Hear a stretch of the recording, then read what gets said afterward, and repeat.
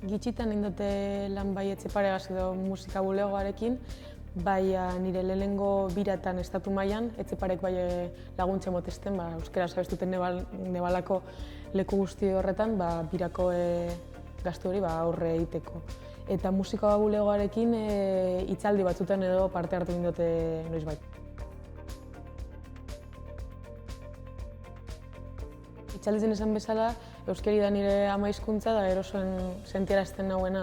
Orduan, hasikeran iten neban hori ingeleraz bai euskaraz, eta gero ingelera joan nintzen eta erderaz hasi nintzen idazten.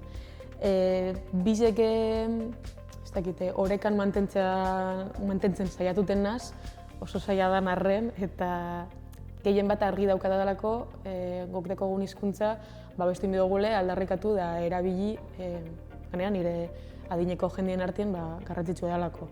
Orduan, aldatuten joan inda, aukeren arabera eta momentuaren arabera.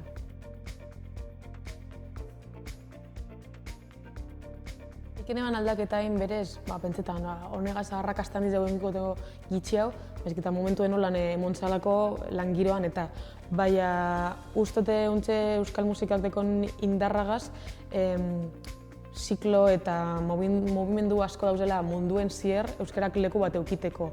Eta gero eta urrunago joan algarela euskaraz abestuten. Ez dut uste hizkuntza denik oztopoa, baizik eta depende ze lekutan dauzen aurre iritzizek, baina bestela uste denbora pasala euskara gero eta indartxo bedala, bai hemen, bai kanpoan.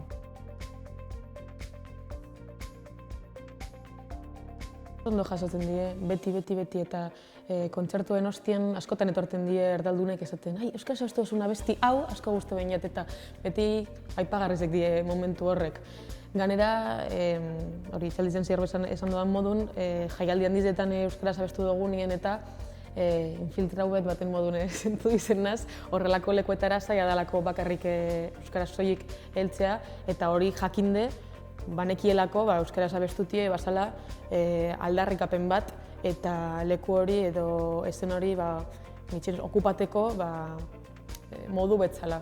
Eta horregatik beti harrera oso politz beteukin dugu.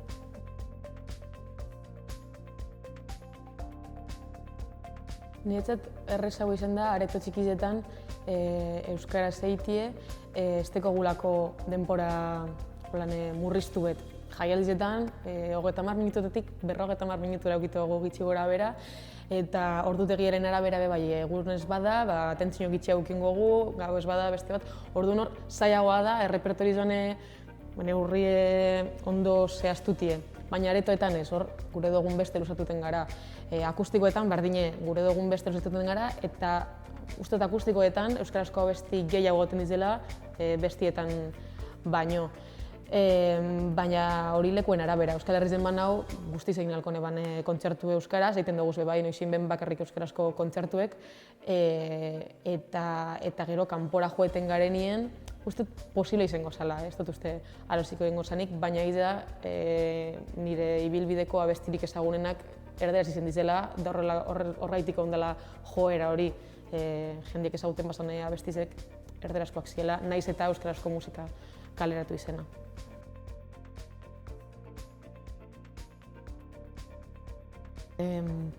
Sentimental hau ez dut gure izan, baina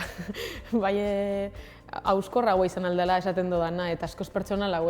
Erderaz ikesin dute idazten, espreseteko modu ez talako bardine eta gehiago ez da bainatelako, klitxeetan ez jeustie eta orduan uste dut erderaz idazten dudanien ironia izugarri erabiltzen dudala eta euskaraz kontrakoa, dana oso benetazkoa izaten dela.